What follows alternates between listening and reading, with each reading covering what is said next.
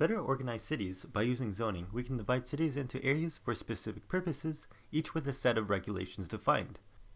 The three most prominent types of zoning are industrial, commercial, and industrial. We can also subdivide these types of zoning into more specific types, such as high or low density residential. Other types of zoning may include parking, public service, educational, open space, or agricultural. Another type of zoning more prominently seen in downtown areas is mixed-use planning.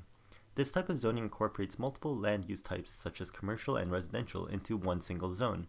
In recent years, it has been popularized as it helps in increasing density, reducing sprawl, and creating diverse cities, as it allows for a greater diversity of land use. With this, one can live, work, and shop in a single area, which is an idea called a 15-minute city, which, as implied by its name, allows for all essential city services to be reachable within a 15-minute commute.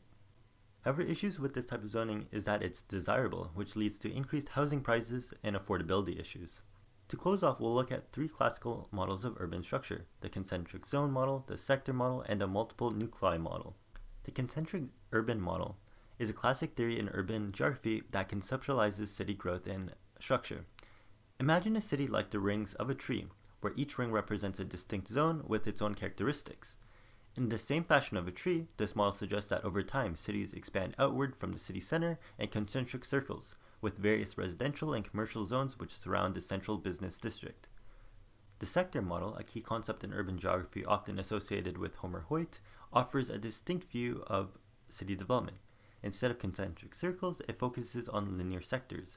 It theorizes that urban development occurs along major transportation routes extending from the central business district.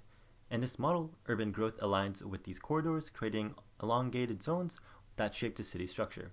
It's a framework that highlights the role of transportation in influencing the organization and the expansion of urban areas. Homer Hoyt, who developed this model, was heavily influenced by the urban structure of Chicago. By looking at its subway network, we can see its evident sector structure, which extends linearly from the CBD. The multiple nuclei model, a prominent theory in urban geography, provides an alternative lens to understand city development. Unlike the concentric or sector models, it suggests that cities don't evolve from a single center. Developed by Harris and Ullman, this model envisions cities as having multiple nuclei or multiple centers of development. Rather than relying on a single central business district, the model acknowledges the emergence of multiple centers influenced by factors such as transportation hubs, cultural attractions, and economic activities. It's a framework that captures the dynamic, decentralized nature of urban growth, emphasizing that cities are shaped by diverse and interacting nuclei rather than a singular core. However, these models are vast simplifications of urban structure, and looking at a real-life example, such as the city of Toronto, we see that it doesn't really necessarily fit with any of those models, where it actually has some aspects from each of the three models.